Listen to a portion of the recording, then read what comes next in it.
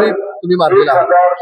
धन्यवाद धन्यवाद आणि धन्यवाद. नवी मुंबईच्या तमाम जनतेचं मी मनपूर्वक धन्यवाद करतो की देशाचे आदरणीय प्रधानमंत्री नरेंद्र मोदी साहेबांच्या वरती त्यांनी जो विश्वास दाखवला, महाराष्ट्राचे कर्तृत्ववान आणि डॅशिंग मुख्यमंत्री देवेंद्र फडणवीस साहेबांनी या ठिकाणी जे आवाहन केलं त्या आव्हानाला प्रतिसाद दिला आणि महाराष्ट्राचे माननीय अध्यक्ष भारतीय जनता पक्षाचे रवींद्र चव्हाण साहेब यांची रणनीती संपूर्ण महाराष्ट्रामध्ये जशी त्यांनी केली तसा पाठिंबा नवी मुंबईत त्यांनी दिला आणि ज्यांच्यावरती या नवी मुंबई शहराच्या निवडणुकीची धुरा होती ते आमच्या सर्वांचे लोकनेते गणेशजी नाईक साहेब यांनी चाणाक्ष बुद्धीनं केलेलं तिकीट वाटप असेल, त्यांनी जनतेला केलेलं आव्हान असेल आणि घराघरामध्ये जनतेच्या 30 वर्षापेक्षा जास्त काळ सत्तेमध्ये कामाचा जो आढावा आपल्यापर्यंत पोहोचवला असे गणेशजी नाईक यांच्या नेतृत्वाखाली आमच्या माननीय मंदाताई म्हात्रे आमदार यांनी सुद्धा चांगल्या पद्धतीचा कार्य या नवी मुंबईच्या विविध भागांमध्ये केलं. असं सर्वांचा सबका साथ आणि सबका विकास घेऊन या ठिकाणी नवी मुंबईमध्ये भारतीय जनता पक्षानं आणि आपल्या सर्वांच्या सहकार्यानं एक मोठं बहुमत या ठिकाणी प्राप्त केलं.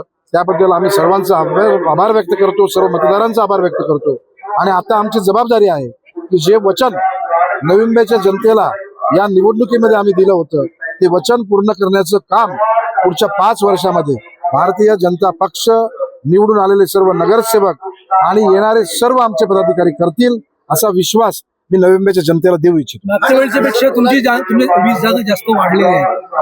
हे बघा, मागच्या वेळेस आम्ही भारतीय जनता पक्षात नव्हतो. नाईक साहेब त्यावेळेस मंत्री होते, परंतु त्यावेळेस एक वेगळा काळ होता. परंतु मागच्या या 5 वर्षामध्ये ज्या पद्धतीनं भारतीय जनता पक्षाचा आमचा जो कार्यकर्ता आहे, जो ग्राउंडवरचा कार्यकर्ता आहे, स्थानिक स्वराज्य संस्था ही खालची निवडणूक असते आणि त्याच्यामुळे प्रत्येक प्रभागामध्ये तुम्हाला सांगतो, हे जे प्रभाग आहेत ना, ठाणेवाल्यांनी त्यांच्याप्रमाणे बनवून घेतले होते आणि त्यांनी असं कॉल केलं होतं सर्वांना की तुझा प्रभाग असा तयार केलाय.